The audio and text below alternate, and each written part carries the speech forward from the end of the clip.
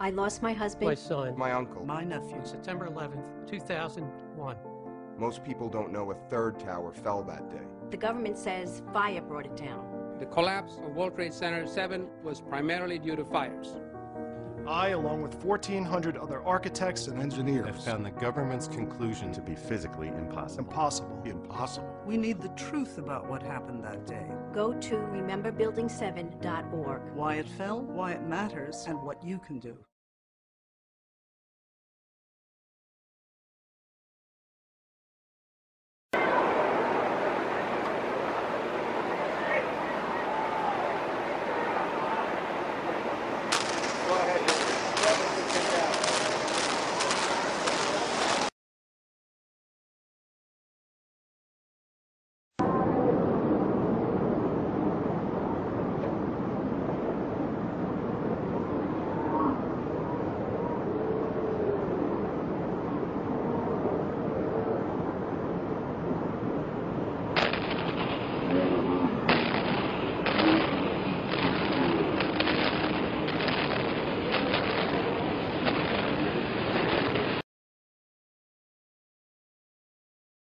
From the fire department commander telling me that they were not sure they were going to be able to contain the fire. And I said, we've had such terrible loss of life.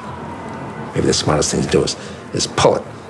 And they made that decision to pull, and then we watched the building collapse.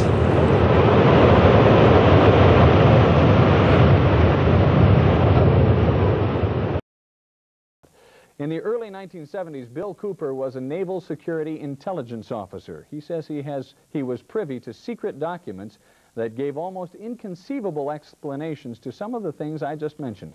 Bill Cooper, thanks for being with us today. Let's talk about the JFK assassination. CIA plot? Well, from the top secret documents that I read while I was in Naval Intelligence, it concerned the Central Intelligence Agency, the Secret Service, Division 5 of the FBI, and the Office of Naval Intelligence, and that's why I was able to view these documents. Now, why would the CIA and the security community want to kill the president?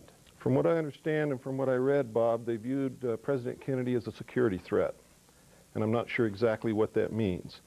But the documentation clearly said that the assassin was the driver in the car in which he was riding in Dallas on that day, and it was plainly visible in a film withheld from the public. Now, you brought that film with you. Let's take a look at that if we can. Here's the film. Go ahead and narrate this for us, will you? Well, it took me 16 years to find this film because it has really been withheld. And what you're seeing here is the motorcade on Elm Street passing in front of the book depository building.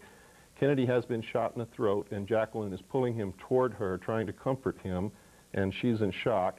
At this time, you see the driver turn around with a pistol in his left hand, firing over his right shoulder, and shoots the president directly in the head. Here's a repeat of it, yeah. The weapon, watch the driver, his name is William Greer. He was, in fact, a Secret Service agent. The weapon is an electrically operated, gas-powered assassination pistol built especially for the Central Intelligence Agency. You don't see any puff of smoke from... That's correct. Because what you think is a pistol there in the right-hand corner, lower right-hand corner. That's correct. It is Why is that? Well, it's an air-operated pistol. It's pneumatic. And it actually fired an exploding pellet which injected shellfish toxin into the president's brain so that if the actual explosion of the pellet itself did not kill him, the toxin would. Now, did you read all of this Yes. in the documents? Yes, and that's why his brain was switched for another brain in transit between Parkland Hospital in Dallas and Bethesda Naval Hospital in Washington, D.C. Now, what about Oswald? Oswald was a patsy. We have a photograph of him actually standing in front of the book depository building in the doorway watching the motorcade as it goes by. That is Lee Harvey Oswald there.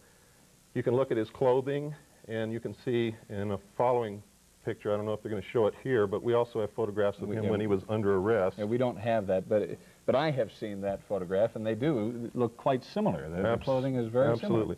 We've also done body measurement proportion comparison analysis between the two photographs, and there's no doubt it's Lee Harvey Oswald. This is incredible. Why isn't it that the CIA has silenced you? Why haven't they silenced you?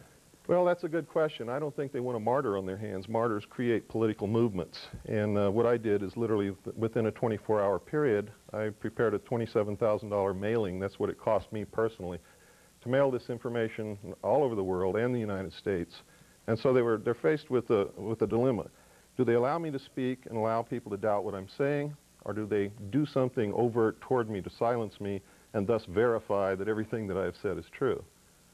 Now, what about Jackie Kennedy? She was in the car with the president right there, and we saw her later in that film trying to get out of the car. Yeah. Why hasn't she said something? Well, it's obvious. You have to understand that the Secret Service was a participant in the plot to assassinate the president. She saw William Greer shoot her husband. She tried to get out of the car because she had every reason to believe that she might be left. She saw Connolly hit. She saw her husband hit. She tried to exit. Her own personal bodyguard, Clint Hill, tried to put her back in the car and succeeded. But you have to understand that her children, for the rest of their life, are guarded by the Secret Service. She is also under protection of the Secret Service. A better thing might be, say, captive, you might say. You have a seminar coming up on Saturday at Taylorsville High School Auditorium. All the tickets are available at all Smith Tix locations. But you'll talk about this, and you'll talk about a bunch of other things. Many other things. Saturday, 11 a.m. All right. Bill Cooper, thanks for being with us. We appreciate it. Thank you, Bob. My name is William Cooper. Between the years 1970 and 1973, I served on the intelligence briefing team of the Commander-in-Chief of the United States Pacific Fleet, who at that time was Admiral Bernard Cleary. I was attached to the Office of Naval Intelligence. I had a top secret, Q, sensitive compartmentalized information, security clearance, and actually had access and the need to know almost everything that the Admiral himself, the members of his staff, and many high-level government officials. It was during this time that during the routine course of my duties, top secret documents crossed my desk that I was able to read that outlined everything that really and truthfully happened, according to those documents, in Dallas on November the 22nd, 1963, when President John F. Kennedy was assassinated. According to these top secret documents, the intelligence community and the national security apparatus considered John F. Kennedy to be a threat to the national security. It did not explain what this meant. It stated also that he had ordered the security establishment to prepare a plan to reveal to the American people within the following year the truth about unidentified flying objects. It also stated that he had ordered the intelligence community and the CIA specifically to cease importing and selling illegal narcotics, drugs, to the American people in order to finance their black projects. Now we know that he had ordered also the printing of real money, again, silver certificates, backed by real silver money. And we also know that that would have broken the back of the Federal Reserve. He had also threatened publicly to disband the Central Intelligence Agency and scatter it to the thousand winds. We know that he had refused to provide air support for the invasion of the Bay of Pigs. A lot of people were really angry and upset with John F. Kennedy. It's stated in those documents that the assassination pistol used was prepared, manufactured specifically by the Central Intelligence Agency for assassinations. It was electrically operated, gas-powered, and could either fire a poison dart, a small hypodermic needle, or an exploding pellet which could contain any one of several deadly poisons. These documents stated that William Greer, the driver of the President's car, a Secret Service agent, an ex-chauffeur of the Lodge family, turned in his seat and fired with this assassination pistol at point-blank range at the President's head, an exploding pellet filled with shellfish toxin, which really killed our President. President Kennedy's brain was missing. Another was substituted in its place, which showed little or no damage at all. Completely opposite of what the doctors at Parkland Hospital described. The documents that I read said that President Kennedy's body was taken out of the casket on the plane and actually arrived at Bethesda Naval Hospital a full 30 minutes before the empty casket that the public television cameras and Mrs. Kennedy accompanied. It stated that when the autopsy was performed, they found that the brain had already been severed at the spinal cord and showed little or no damage whatsoever.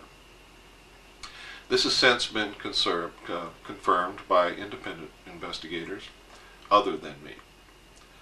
But I can prove that as far back as 1972, I told all of these details to several other people, one of whom I have disclosed publicly already. Now you're going to see another tape. We sent the original copy of Dallas Revisited that we had obtained from John Lear, and another copy that we had obtained directly from Lars Hansen, to Japan for computer analysis. The Japanese computer analyzed the film. They agreed William Greer shot President Kennedy. No doubt about it. In fact, I woke up a whole nation, and that's what I set out to do. Only it's the wrong nation. I woke up Japan. They played that tape over and over again during prime time. The whole Japanese nation knows now who shot President Kennedy. They sent me back a color copy. Now, the color copy is better, much better than Dallas Revisited. But it's still not the best. But one thing that will help you, the act is circled and they outlined what they found by computer analysis. So you're going to be able to see it a lot better this time around. Remember, keep your eyes on the driver. 一発目が発射された直後、画面右端の運転手が振り向き、肩越しにピストルで撃つのが見える。画面の右端に見える運転手の動作に注意するとわかる。ハンドルを握った右腕越しに左手でピストルを突き出している。もう一度見てみよう。間もなく運転手の頭が後ろを振り向くと同時に肩のところに白く光るピストルが出てくるのが見える。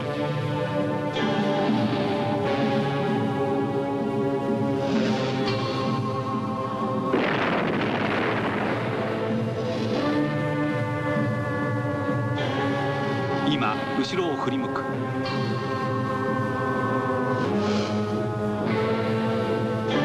同じシーンを何度か繰り返してみるとよくわかる。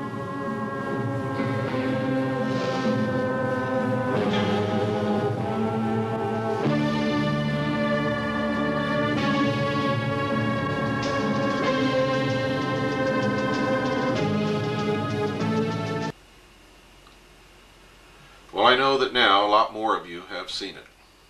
A lot more than saw it when you watched the original black and white Dallas Revisited at the beginning of this videotape. And I bet there's some wet eyes out there. You've probably gone into the Kleenex box or into your pocket for a handkerchief. Don't be ashamed and don't be embarrassed. It never fails to bring a lump up in my throat. And for the first couple of years that I showed these tapes, I had tears in my eyes too. It's a very emotional experience. I've been trying to wake up America for 4 years. I'm making some progress, not enough. A lot of people have severely criticized me because I didn't have evidence about the gun and I didn't have evidence about the shellfish toxin. In fact, people told me that the CIA had never engaged in assassinations. If they had just been aware of the House Select Committee on Assassinations, which investigated this very subject and this very assassination in 1976, they would know that that's not true. For it's in the archives of the film of those hearings that we find reference to the gun, photographs of the gun, film of the gun, reference to the shellfish toxin, but still no proof of the toxin. until we watched a show on television on public broadcast station one night here recently called Secret Intelligence. And in that film, it showed a PhD doctor, Hannell is his name, explaining and showing where and how they manufactured shellfish toxin to be used in assassinations at Fort Detrick, Maryland, under the supervision and control of the Central Intelligence Agency. Now you're going to see those two clips. These two clips came to me originally from a research team of Colonel Keith Ranch. That's an honorary title, by the way, given by me for the outstanding work that he's done in helping us unravel this mystery and other mysteries. And Gordon Davis. Now the copies they sent us weren't too good, so we kept searching. We found better copies than that, and that's what you're going to see. Now you're going to see the gun, and you're going to see proof that they used shellfish toxin, and that the CIA had both of these in their possession. For 30 years, Congress had turned a blind eye to intelligence. Now senators competed for the national spotlight as the intelligence hearings went public. Every television camera in town was there, and it was really cranked up for a great show. I was told to bring this gun that we had developed and never used on people. My counsel, a very splendid guy who was with me, he said, look, don't you get near that thing. If it has to be handled, I will handle it. Have you brought with you some of those devices which would have enabled the CIA to use this poison for? We have indeed. For killing people?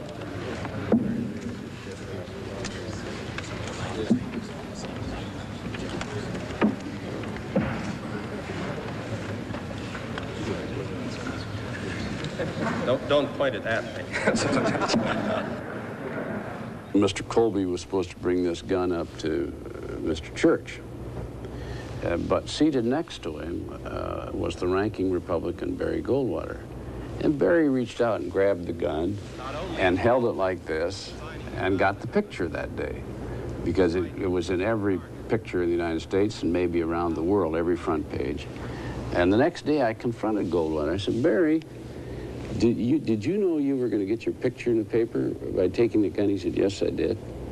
And I said, you took the gun away from the chairman. He said, I know I did. I said, where'd you learn that trick from? He said, Hubert Humphrey. And it worked. While senators clamored for photo opportunities, Colby devised a strategy to save his agency. If you try to hide every possible imperfection, it'll blow up in your face and you'll be worse off. Whereas if you can control it and be responsive and give them an honest feeling of what the whole thing is about, then I think you can survive one of these things. You've heard of the doctrine of plausible deniability. Yes, and I've rejected it now, Senator. I say that we cannot depend upon that anymore. So you don't find the work of this committee unwelcome? No, I do not. As I've said to the chairman, I welcome the chance to try to describe to the American people what intelligence is really about today. It is an opportunity to show how we Americans have modernized the whole concept of intelligence. Colby's decision to cooperate was unpopular with some former CIA leaders who tried to hold on to the agency's secrets. You were specifically asked about shellfish toxins and shellfish poisons. You say it's inconceivable that a secret intelligence arm of the government has to comply with all the overt orders of the government. Is that an accurate quote or not an accurate quote? Well, if it's accurate, it shouldn't have been said. Well, now, Looks like we're on plausible denial again, is all I can say here, Mr. Chairman. Well, you're never entirely sure because, after all, many of the people in the CIA have been trained to lie. That's their job, to spread propaganda overseas. Not that all of our propaganda are lies. In fact, most of it is an effort to reinforce the truth of what America stands for. But some of the propaganda is lies. So you're dealing with people here who have been trained to mislead when they need to. But all you can do, and all we did, was to ask as many people, as many questions as we possibly could, and when we found contradictions, to pursue those contradictions by asking yet more people. If one has in one's possession or under one's control bacteriological or chemical weapons, they can be used both defensively and offensively. And by use offensively, we mean to include killing people, is that right? Well, they have the capacity to kill people if they were used in that way. Unrestrained, illegal, secret intimidation and harassment of the essential ability of Americans to participate freely in American political life shall never happen again. And suddenly it all began to roll out. The IRS was targeting thousands of Americans for tax investigations in order to chill the activity on their part that they didn't like. The U.S. Army was conducting surveillance of civilians in civilian life. There was a whole pattern of this running throughout government. And it was, of course, once you saw what was going on, it was a shock. We saw the tip of an iceberg that could have destroyed American liberty. Methods for assassinating Castro already existed. This is Fort Detrick, Maryland.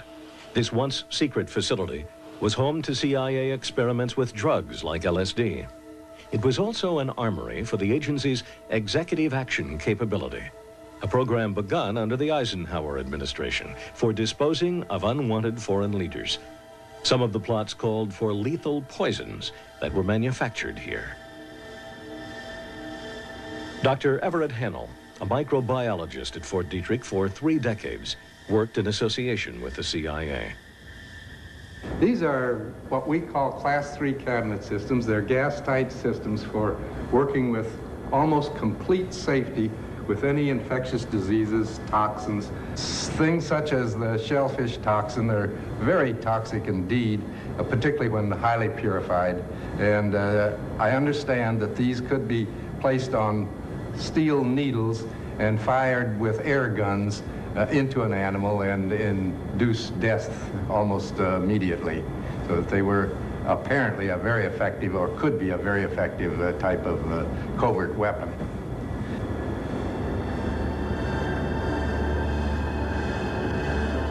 But the real targets of these deadly drugs were not animals.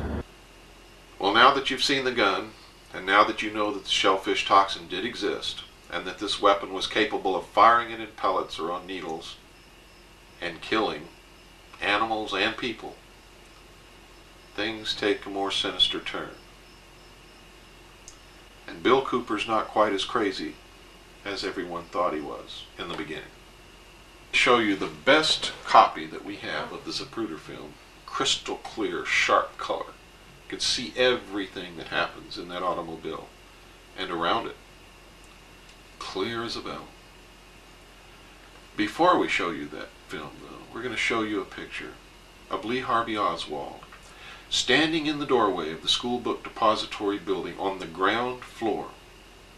And I'm going to tell you that the Warren Commission and the 1976 House Select Committee on Assassinations both knew about this photograph and rejected it. Then we're going to show you a picture of Oswald in custody wearing the exact same clothes. Exactly. No difference whatsoever. Now, because there are some out there who claim that the man standing in the doorway was a man named Lovelace or Lovelady, we did body measurement proportion comparison analysis between the man in the doorway and Lee Harvey Oswald in captivity. There is no doubt whatsoever, ladies and gentlemen, that the man in the doorway is Lee Harvey Oswald. examine the photographs, and you judge for yourself.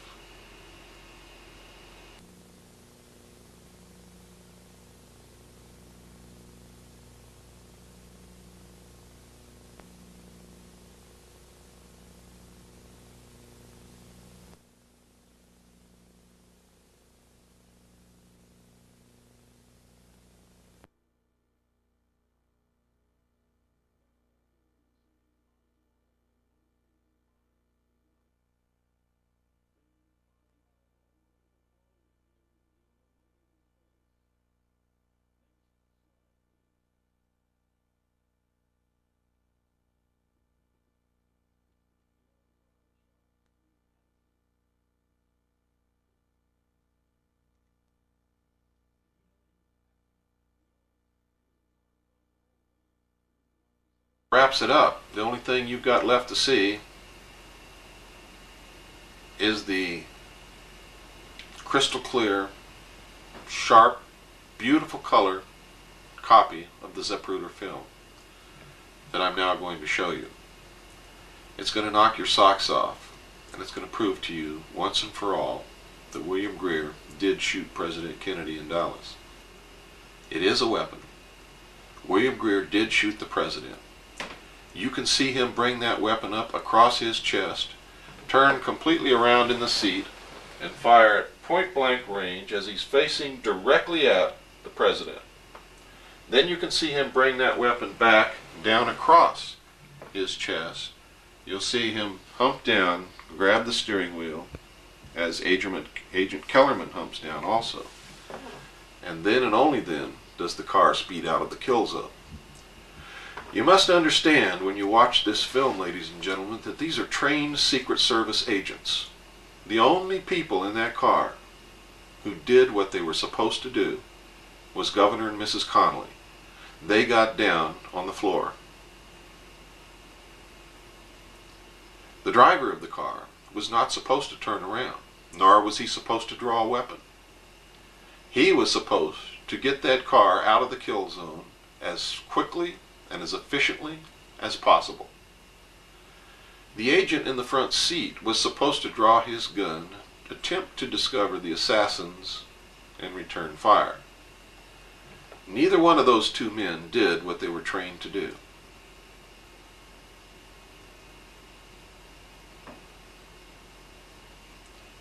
Watch now with your own eyes. And remember, if you think that William Greer drew a pistol and turned around and pointed at the president because he heard shots, you also have to understand that it's the job of any other Secret Service man who sees anyone pointing a pistol at the president to shoot him on the spot. No, William Greer killed John F. Kennedy. And here's the proof.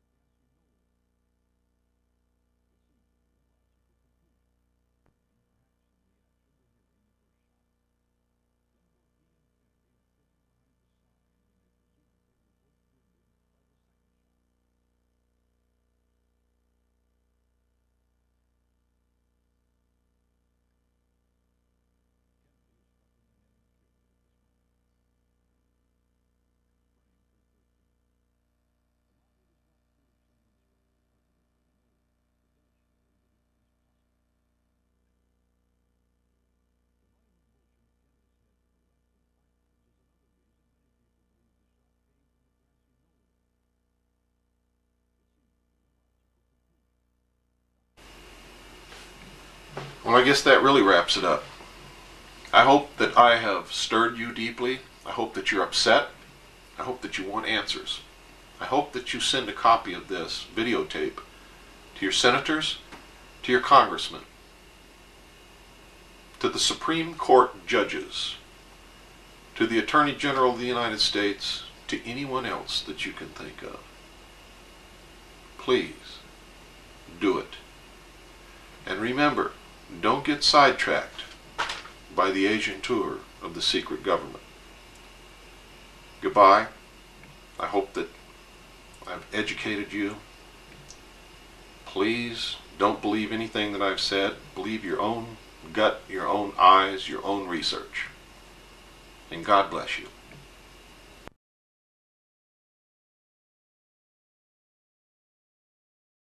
This is usually the scene of sorrow and pain, and amongst these headstones is a hidden chapter in American history. And every year, the survivors of the USS Liberty and the family members of the victims come here to commemorate the tragic events that took place 43 years ago. It's an honor for me to get a chance to honor them at least once a year. For 40 years, survivors of the USS Liberty, sworn under oath, were forbidden to tell their stories. But today, the surviving crewmen talk candidly about the dreadful day they nearly lost their lives. Prepared to abandon ship. We couldn't even open the hatch up because they were shooting at us so bad. There was no place to go. They shot the life rafts. If we had to go into the water, there would have probably been no survivors. Jim Smith was aboard the Liberty when it was bombed for over 2 hours by the Israeli Air Force. As the years drag on, the anniversary never gets any easier. There's nothing, medicine, booze, nothing takes it away. It's just something you have to live with. Thank you. As I emailed a lot of my friends and sent them Cindy's thing, I said I think I'm overbilled, but I ended up doing 3 years in post-traumatic stress disorder therapy in the late 80s, and much of that was trying to deal with survivor's guilt. I had asked Gerald to put this slide up before I start the slideshow because, I hope I can keep myself together through this thing. This photo was taken in Rochester, New York at Ontario Beach State Park. It's a stone that was put up for our ship by the VVA, Vietnam Veterans of America, and the VFW. The reason I wanted Gerald to put it up there is I lost my wife 7 months ago unexpectedly to heart failure. And so this picture was taken of her and I at this stone. I can't even recite it verbatim, but the one thing that they put on the stone that had never been said before was that we were the most decorated ship in U.S. Navy history for one single action. That you wouldn't compare us to a World War II ship who had been through multiple battles, but and at the bottom of the stone is a quote that Admiral Martin, who was Fleet Admiral of the 6th Fleet at the time, made. We were a converted World War II cargo ship, a Victory-class ship. Matter of fact, we were the same hull as the SS Lane Victory down here in San Pedro. So if you go on board, the Navy had taken 2 of these Victory-class ships out of the merchant mothball fleet and converted them into intelligence ships. Although the World War II ships had better armament than we did. All we had was 450 caliber machine guns. The World War II ships had a 3-inch gun on the aft end of the ship. We were known in World War II as a cargo ship as the SS Simons. A little bit about the attack that we'll get into later, but I'll give you kind of a quick overview. When the Israeli fighters came out and left us, we had over 820 rocket and cannon holes in the top side of the ship, not to mention over 3,000 machine gun hits. Then they came out with Mystere bombers and dropped napalm on us. And while we were trying to fight the fires from the napalm, they brought out 3 Navy torpedo boats, fired 5 torpedoes at us, and we took 1 40-foot torpedo hole in the starboard side. When all was said and done, there were 34 dead and 174 wounded. which represented 70% of the crew. Our crew complement was 294 men. A tour of duty on the Liberty for a crypto technician like me was 18 months. We would go to the west coast of Africa for 4 months, then come back to Norfolk and be in port for 2 months, and you'd make 3 cruises. Our normal run was up and down the west coast of Africa. We left Norfolk on May 2nd. Late that month, we pulled into Abidjan. We were supposed to have 4.5 days Liberty. And after a day and a half, one of the officers was driving around town in the ship's truck saying everybody's got to come back to the ship. So we rounded everybody up, and we had gotten orders from the Joint Chiefs of Staff directly to go to Rota, Spain. At that time, they didn't say where we were going. They said we would receive further orders after we left Rota. So we did, and we went to Rota. So the top pictures are in the Atlantic on the way down. The skinny kid on the right's me. Down below is the Hotel Rava, which was owned by Pan Am at the time in Abidjan. We went to Rota to pick up supplies and personnel, and we picked up a Russian linguist who happened to be a Marine Corps sergeant. And in Rota, he had been flying EC-120 missions, 121 missions. He was a Russian linguist, and he said, he told me, he says, you know, he says, I was supposed to go back to Bremerhaven, Germany, and he said, in the middle of the night, I got a knock on the door, and this sailor was standing at the door, and he said, you've got orders to report to the Liberty. And he said, here's your orders, they're from the Joint Chiefs of Staff. And Bryce looked at the sailor and said, since when does the Joint Chiefs of Staff give a Marine Corps sergeant orders? This was when we were in Rota. There is one picture the Navy wouldn't be particularly happy that I had taken. It's the bottom one on the right. If you notice, there's a subtender there, and there happens to be a nuclear fast attack submarine sitting down in front of it. It's behind me. Actually, I did not. It was my camera. I didn't take the photo because I'm in the photo. So anyway, we got orders to go into the Mediterranean, and we were supposed to be 12 to 15 miles off the coast. We were sitting right off the border of Egypt and Israel, off of El Arish. And when we got there, the 7th and the 8th, we were traveling at 5 knots. All we had for armament was 450 caliber machine guns. The Israelis, when they came later, said that they came out to find the ship that was shelling the shore. Well, you can't shell the shore with a 50 caliber machine gun 12 miles offshore. And then they also said, which there is a comparison photo up here, that they mistook us for an Egyptian tramper called the El Khazir, which I found out later, even the Mossad knew at the time that it was in Alexandria, Egypt, and wasn't seaworthy. It was in dry dock. And but to mistake us for it was kind of unbelievable. It was 1/4 of the displacement of the Liberty. And they also said that they thought on the way out that they had us, the torpedo boat said they thought they had us on radar at 30 knots. Well, the Lane Victory, the top speed of our ship was 18 knots. And the El Khazir's top speed was 12 knots. My understanding of it was that it was built by the British and was a World War I horse carrier. And so there were no ships around that were going to be doing 30 knots. Oh, and in addition, they claimed they didn't see the flag when they came out. All my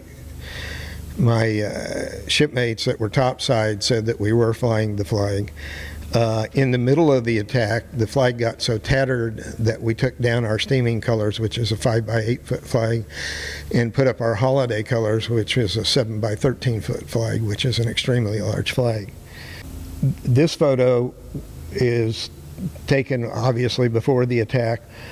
The man on the bottom left and the man on the left of the photo on the right is our executive officer, Armstrong, and he was killed during the attack. The man to his right was one of my crypto chiefs, Chief Smith, and he was also killed. There is a barracks named after him in Pensacola, Florida, at the school where I was trained. These were three of our top officers who were sunbathing a couple hours before we were attacked. Armstrong, Lieutenant Golden, who was our engineering officer, who also happened to have had 2 ships shot out from under him during World War II, and on the right was Captain McGonigal.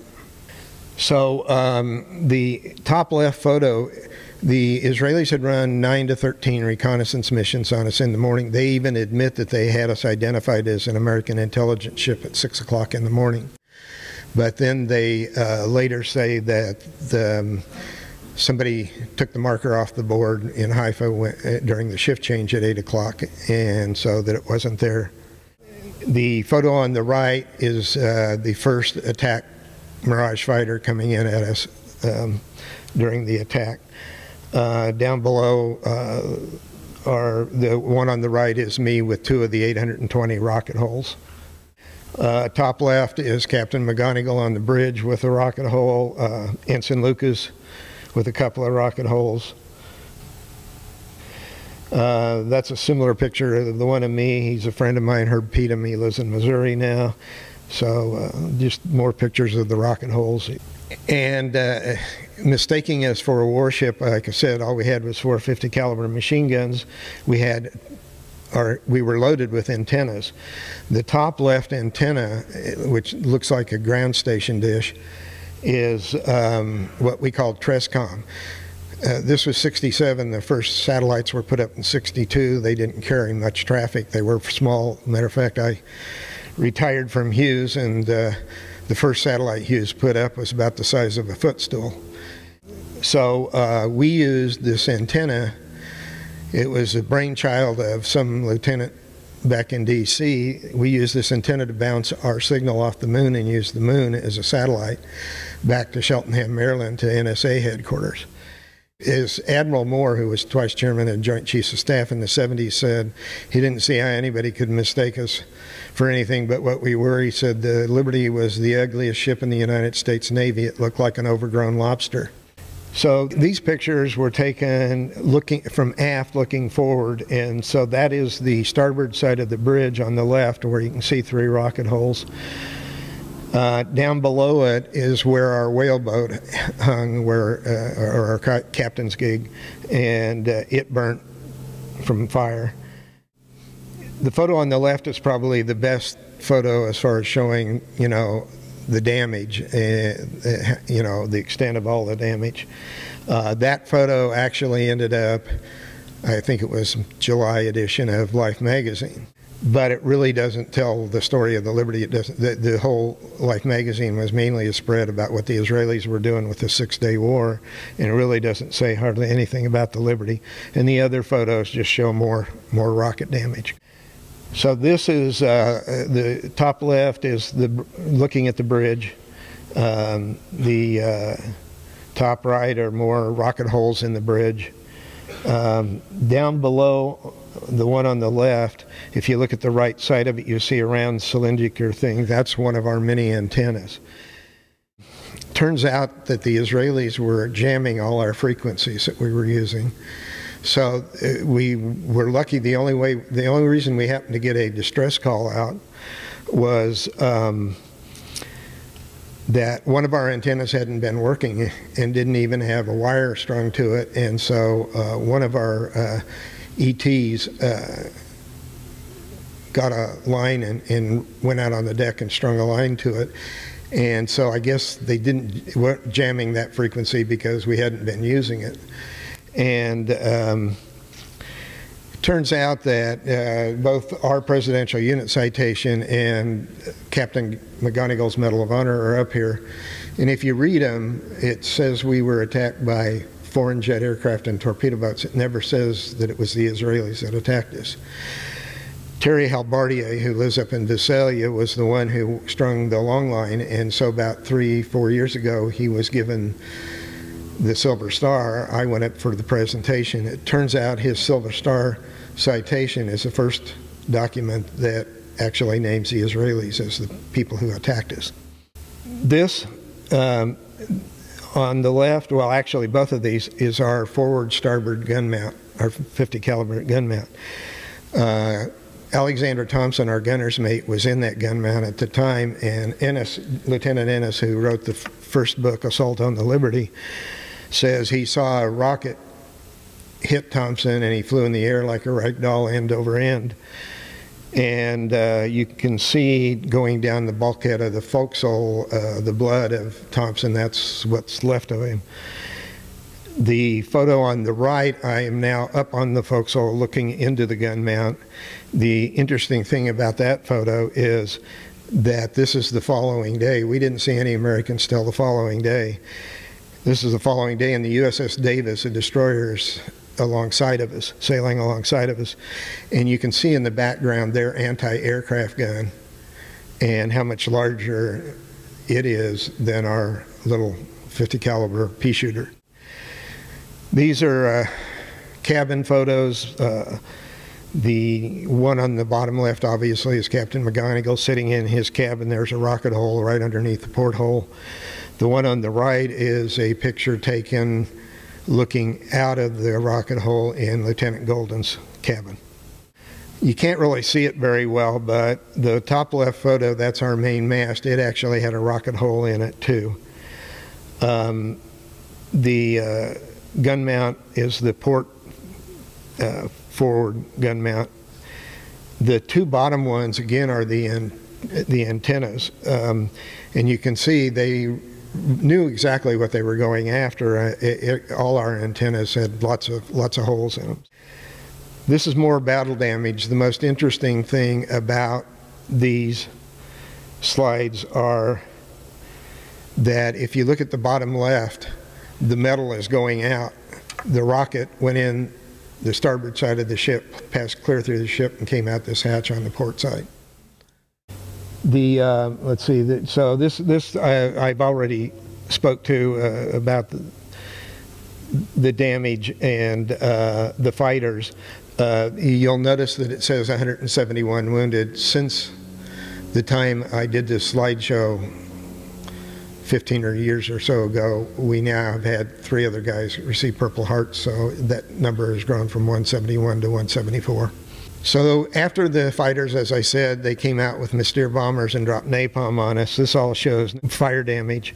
The 4 photos on the left are sequential photos. If you look at the bottom left, that is a life raft rack that we had, inflatable life rafts. They all burnt. The photo to the right of it is where that rack attaches to the bulkhead. And then the photo above it is also where it attaches. I'm looking up, and above it is the midship gun mount. And then the one on the left and the top is I went up above and took a picture looking into the midship gun mount. And so the top left shows kind of where the fire line stopped there.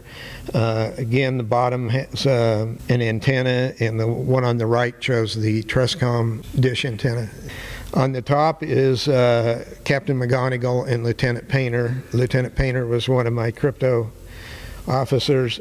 McGonigal looks like he's missing a leg, and he's not. The photo's just dark. However, he did have extreme shrapnel damage in the leg. They had cut off his pant leg and used his belt and put a tourniquet on his leg. So that's why he looks the way he does there. We had set up all the hospital area down on the mess decks, and that was my general quarters station. So that's why you see all the wounded. They're laying on our tables in the mess decks. One of the interesting stories about McGonigal, he grew up in Coachella Valley, east of Palm Springs, and graduated from Coachella Valley High School. And when he retired in Palm Springs.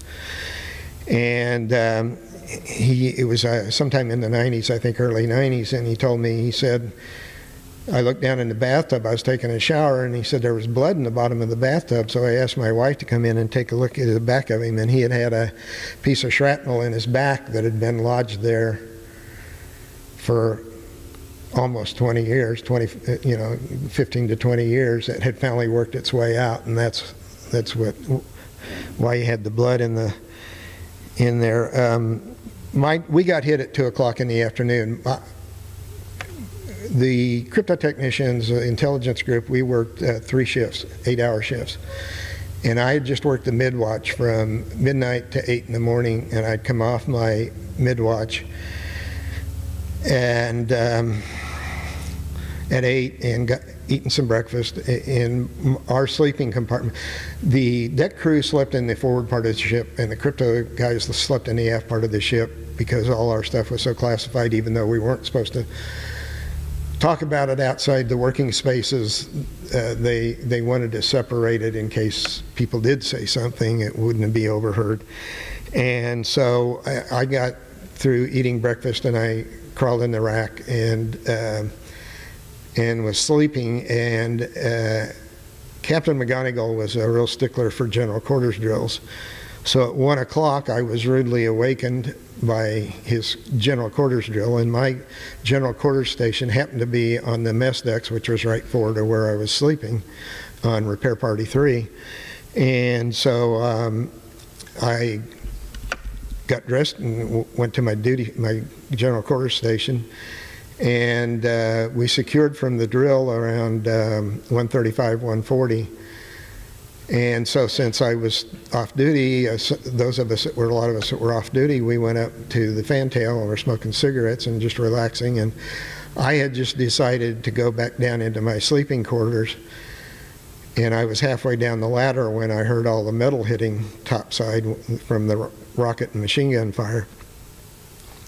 So I just proceeded down into my sleeping quarters and onto the mess decks. Well, I was so green. I had just gotten out of crypto school in Pensacola, and I got on board the Liberty late March. We went to sea May the 2nd, and we were attacked June the 8th. So I was about as green as anybody on the boat. And we,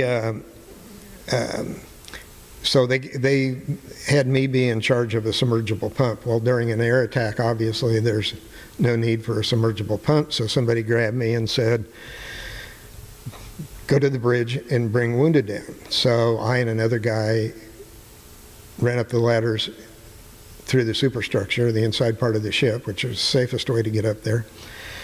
And just as we got up there, somebody opened a hatch and said, here, take this guy below. They had a guy on a stretcher, and so we did.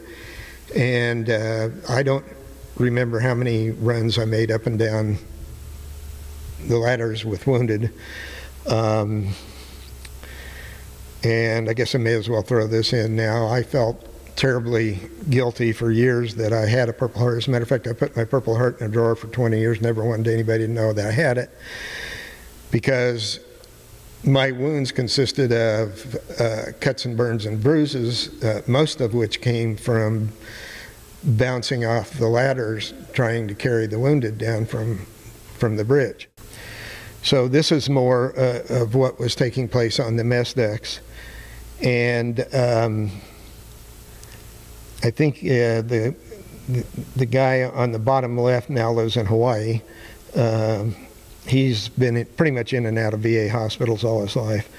So after the air attack and they came out with the torpedo boats, and one thing I remember was on the mess deck somebody said, Captain McGonigal had come on the PA system, said prepare for a torpedo attack, and so somebody said throw yourself across the wounded. So we all did as much as we could. It turned out that was a smart thing for somebody to recommend, because when the torpedo hit, it was like a giant was on one side of the ship and just lifted it up, and then we slowly sank it back down in the water. And if we hadn't have done that, all those guys would have just rolled off the tables onto the floor.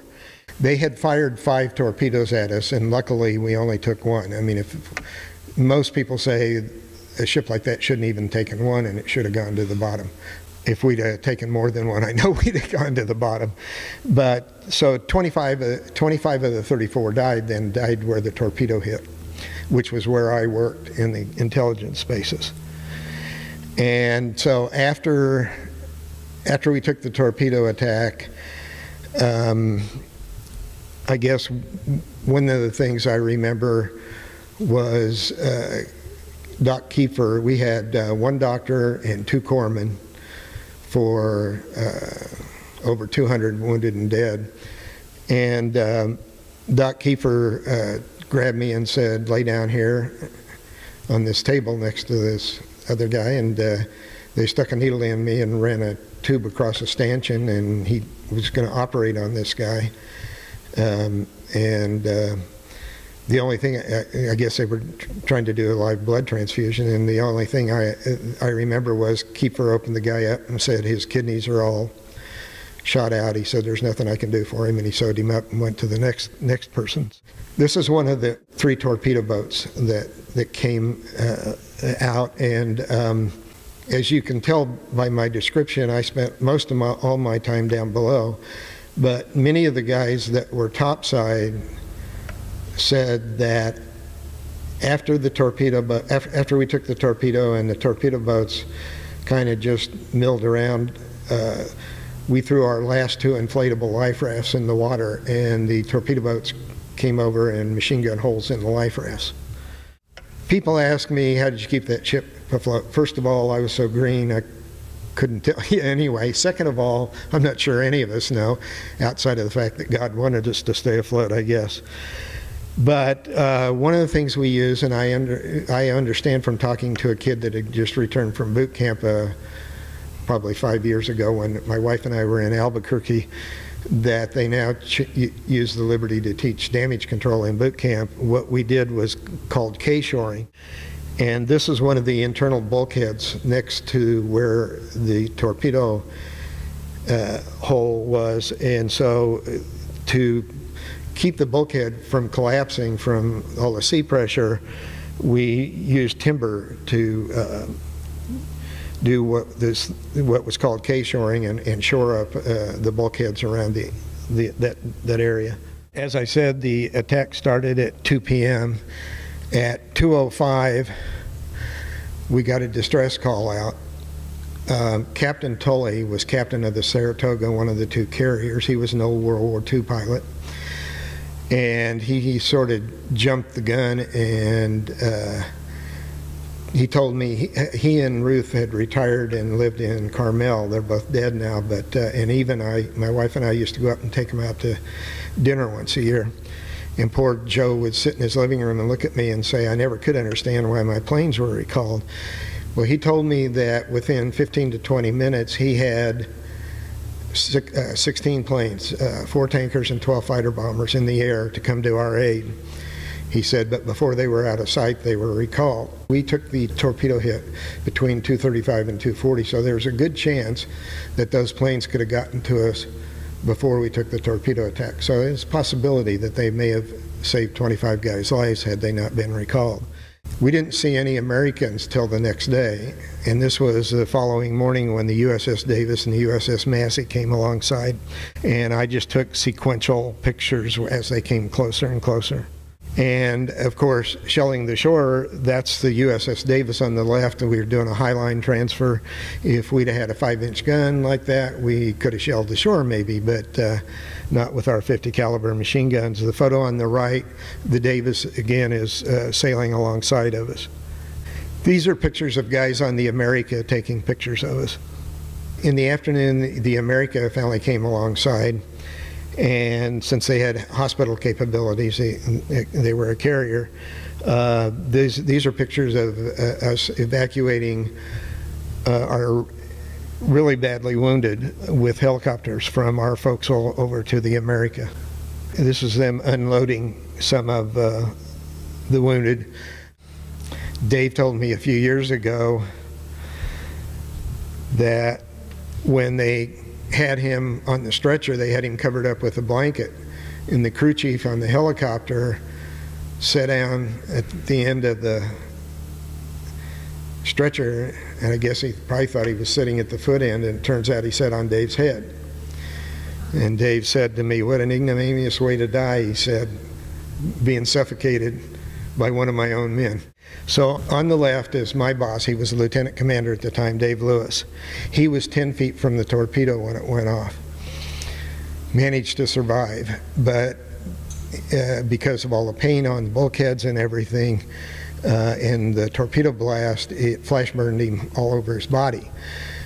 So when they got him over to the America, the doctors had to lance his eyes open because they were seared shut, and then they cleaned him up and they said, Admiral Geis wants to see you in his cabin.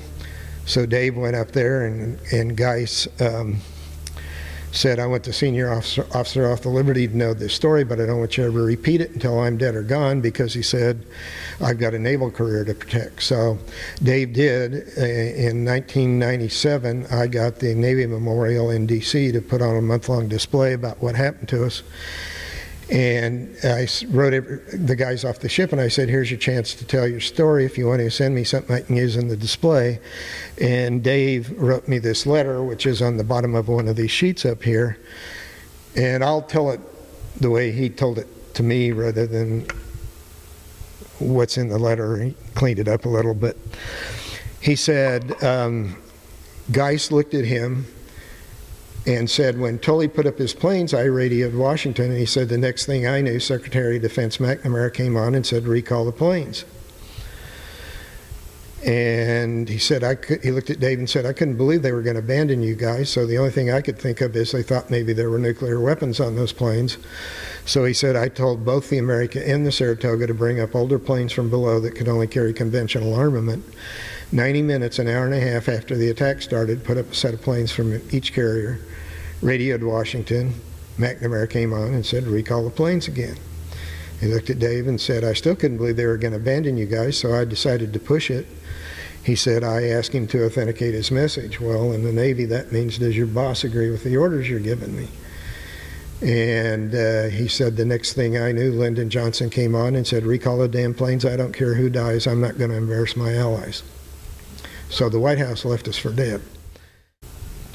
These are many of my other shipmates that had been evacuated, and they're getting ready for a memorial service on the America for us.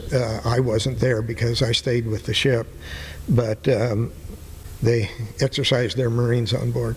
So after we took the torpedo attack and the Davis and the Massey and the America came alongside, we sailed the ship 1,000 miles across the Mediterranean and put her in dry dock in Malta. It took us a week because we could only do 5 knots. They were afraid the ship would shake apart because if we went any faster than that. Two of the things I remember on the way was where you saw that K shoring, it had been cleaned up. That night after the attack, they took me up there and said, sit here and watch this K shoring, make sure it doesn't give way. And the whole passageway was full of fuel oil and everything, and I had a little 1-battery flashlight that didn't put out much light.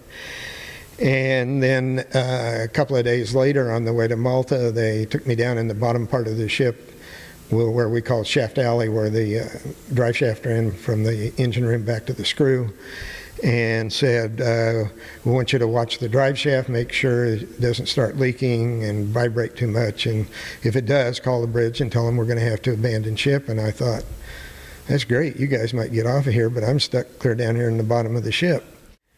I think the one slide, I did this a lot of years ago, may have a little bit of a mistake in it. I think I said something about a 15-degree list, and after talking to guys over the years, my understanding is that while on the way to Malta, we actually had a 9-degree list. We ended up going to a maximum of a 15-degree list after the torpedo hit, but then when we settled out, we were like a 9-degree list. So you can kind of see how we are listing to one side. So this is when we got to Malta. You can see the tip of the torpedo hull. There's other slides here that have that. Again, that's the bridge, and that's the tip of the torpedo hull. So then for security reasons, since it was where I worked, They initially covered it with this tarp when we got into the dry dock area. There's a story that I'll tell you, but it's unsubstantiated, so I'm not really saying it's true. And that is, supposedly Doc Kiefer said that one of these three divers told him years later that when they went in the torpedo hole, there was a second torpedo in there that was a dud that hadn't gone off. But I can't swear to the validity of that story. So you can see the timber holding the ship up. The interesting thing, the photo on the right, you can see the tip of the hole and then the water line. All that below is all torpedo hole. And if you see that line that I drew with my computer going down, it goes down to a person with a white hat on. That's one of my shipmates standing there to give you a perspective of how big the hole was. It was a 40-foot hole. So these are more pictures inside where the torpedo hit, where I worked. On the way to Malta, the USS Papago came out and met us halfway and followed us to Malta. It was a seagoing tug. And it turns out I just had dinner the night before last with one of my shipmates who lives in San Diego but works up in this area. And he was a yeoman at the time on the ship, but he got out and went back in the Navy and became a deep sea diver. He ended up being stationed years later on the Papago. And the Papago, we lost some bodies out the torpedo hole on the way to Malta, and so they always carry divers. So part of their job was to retrieve our dead, and then also they did some work for the NSA. If paperwork and stuff from our intelligence bases washed out, they would run their screw forward and backward to try and chew up as much of the classified material as they could. This is inside the cleanup.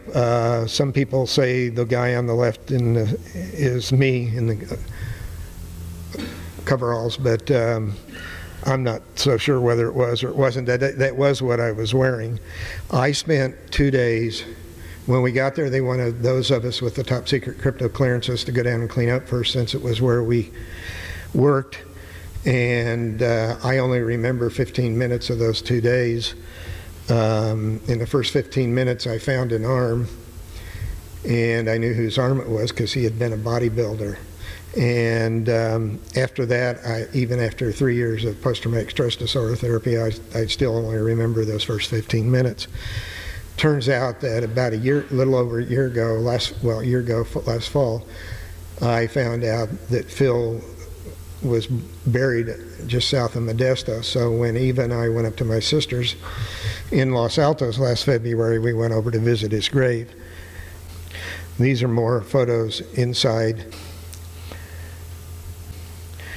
On the left are some of my shipmates that clean up. On the right is me. If you can tell, I wasn't a happy camper. After the 2 days down there cleaning up, I went on Liberty, and as I told somebody, the only thing I remember was one night around 6 o'clock I was in a bar drinking cognac out of 8-ounce tumblers, and I have no idea how I got back to the ship. So this is loading caskets onto the ship and some of the body bags.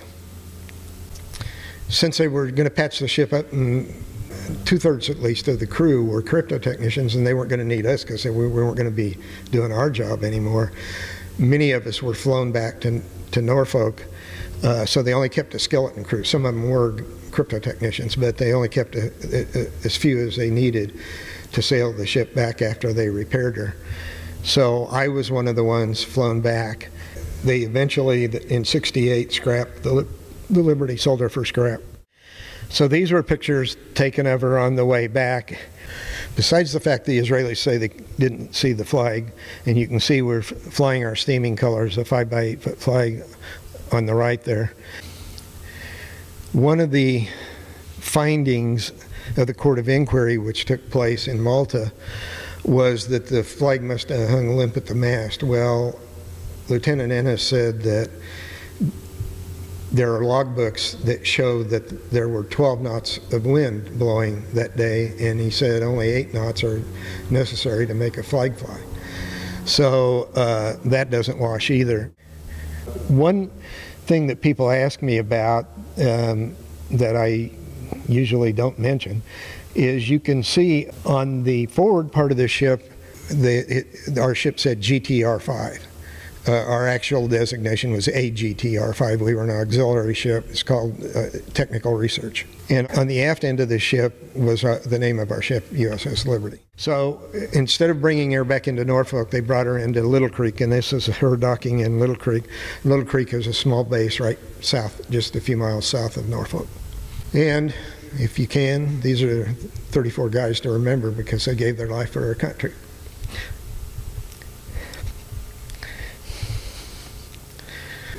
And I was told, you've got the highest security clearance anybody can get in this country. Go away, never talk about this to anybody, including your family.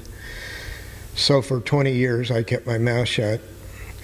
And in 1985, I started losing my vision and ended up in an optometrist office across the street from the Westminster Mall. And he said, you don't have an eye problem, buddy. You have a physical problem. You better see a doctor. So he referred me to a doctor. And the doctor, who's still my doctor, came back in, white as a sheet, and looked at me and said, I don't know why you're still alive. You should have died a long time ago. He said, your blood pressure is 240 over 145. He said, it's been that way for a long time to do the damage to the eyes.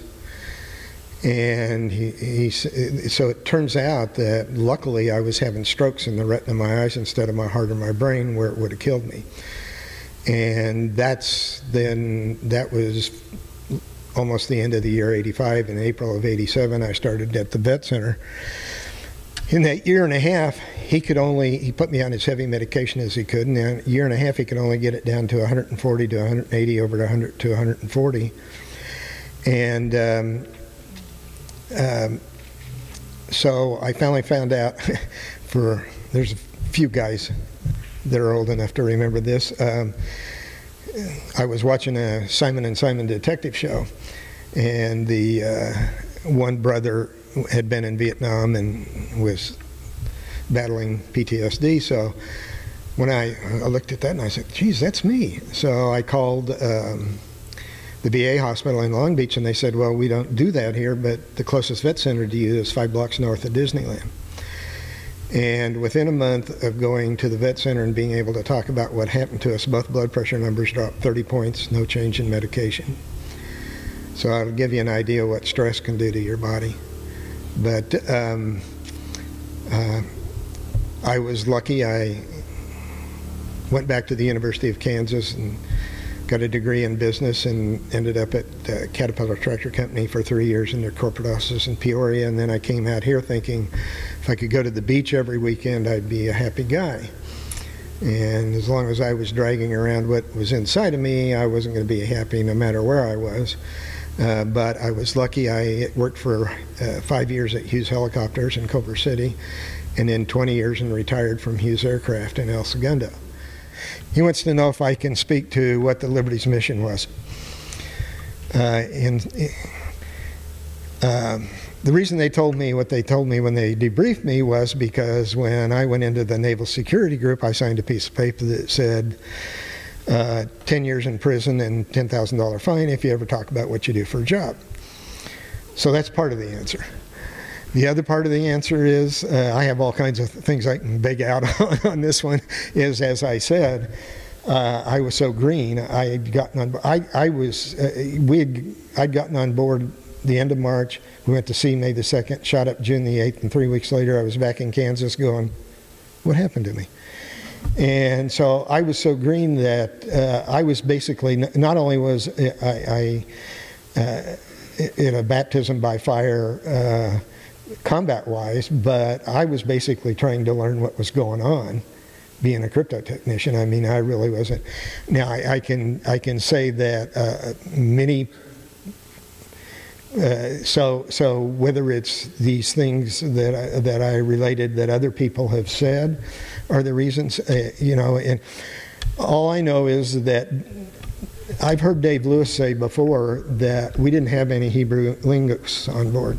I do know that we had a lot of Russian linguists on board, probably some Arabic ones. They do. And I don't know who it was that said it, but a lot of people have said we were there to find out how much the Russians were involved with the Egyptians. I mean, were they just supplying them with planes, or did they actually have Russian pilots flying the planes? You know, whatever. So those are the things but no, from an official standpoint, no, I can't say anything more than that. Admiral Kidd was in charge of the Court of Inquiry in Malta. Captain Boston was the legal counsel. He would have been like the district attorney.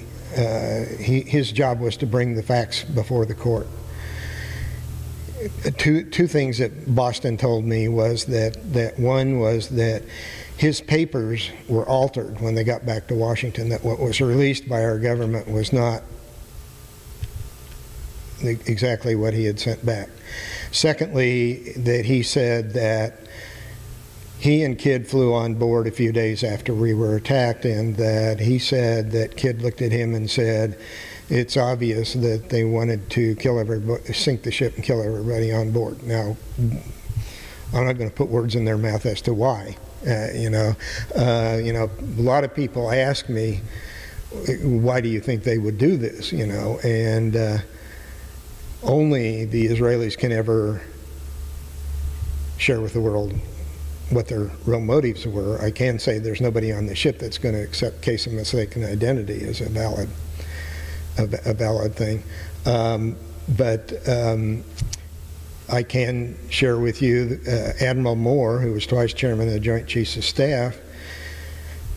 He always said that our government had told the Israelis that we would support them as long as what they did was defensive in nature. And the day after they tried to sink us was when they attacked Syria and took the Golan Heights, which obviously is not defensive. So that was always Moore's supposition.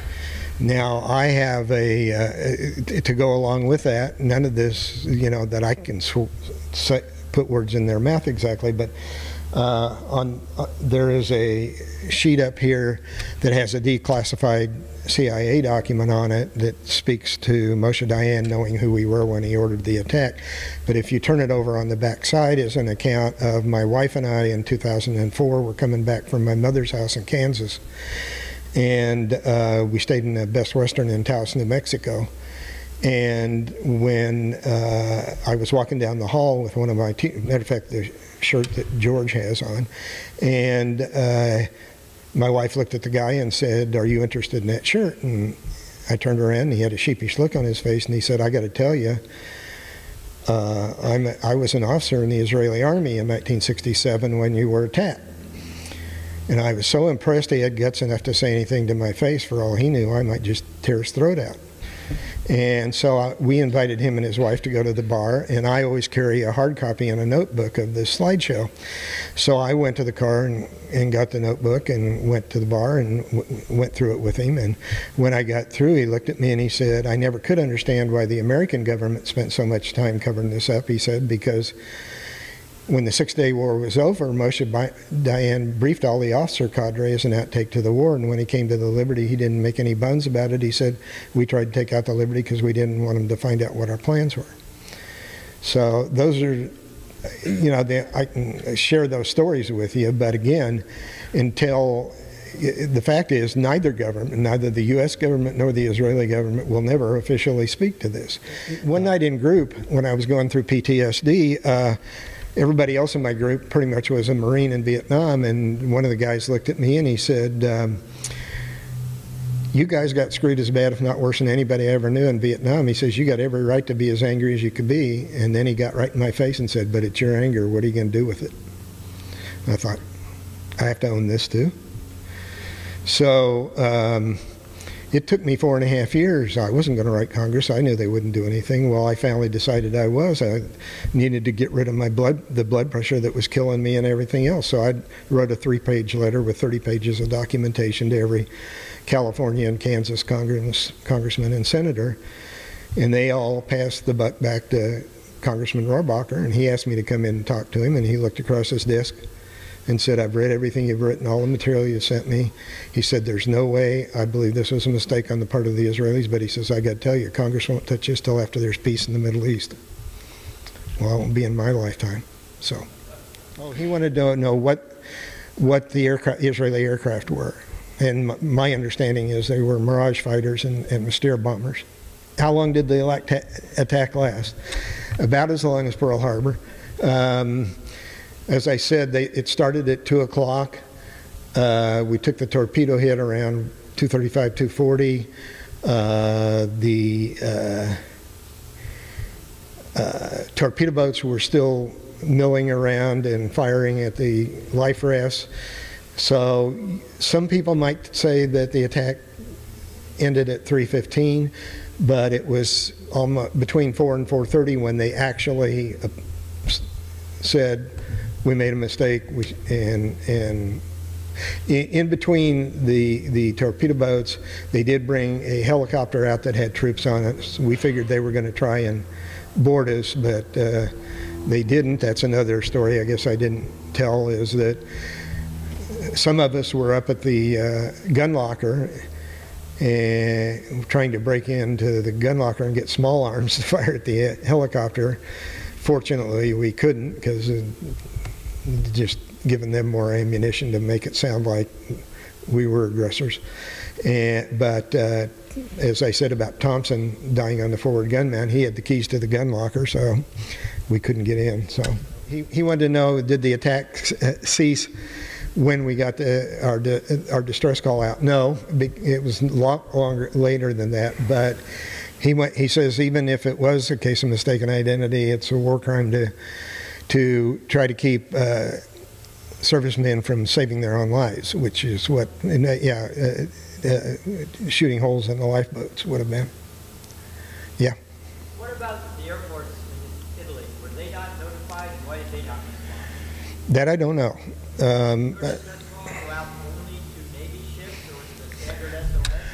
I don't know. I really don't know that. I do know one of the stories, again, that is on one of the documentaries. Again, I think I might have mentioned there's a book list at the left-hand side of the table over there that you're welcome to take, and there's documentaries and books on it. And supposedly we got our distress call out, and they had already destroyed all the authentication codes because they didn't want things to be captured. And so our call sign was Rockstar, and the Saratoga's call sign was Schematic. And when Schematic answered our distress call, they asked for the authentication code, and our radioman couldn't give it to him. Finally, out of frustration, he held down his mic button and said, here's my damn authentication code, and let him listen to the bullets. So was McNamara ever questioned under oath? And obviously not. But there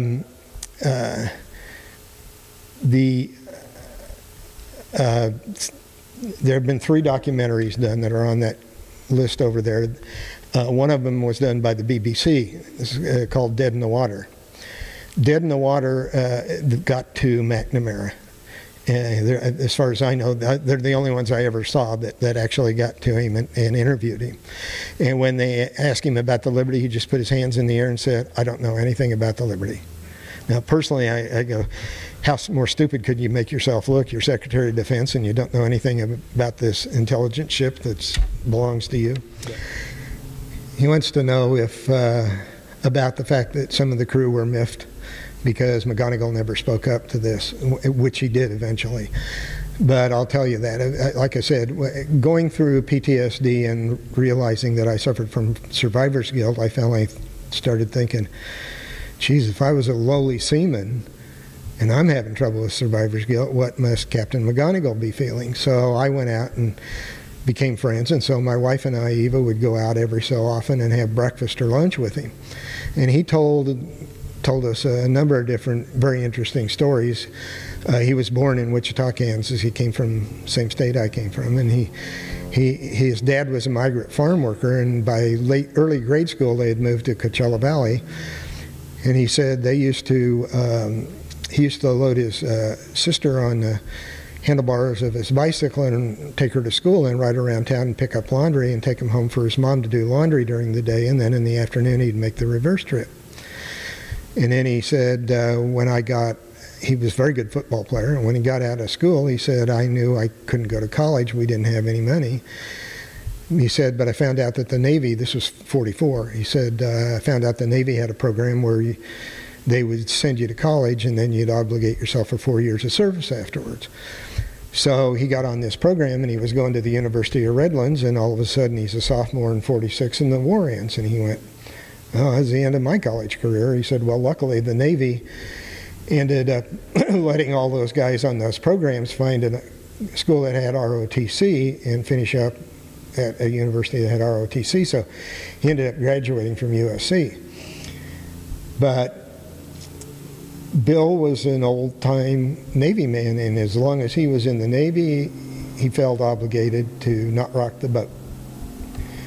So I can't judge him for that personally, and I know for a fact that he cared a lot.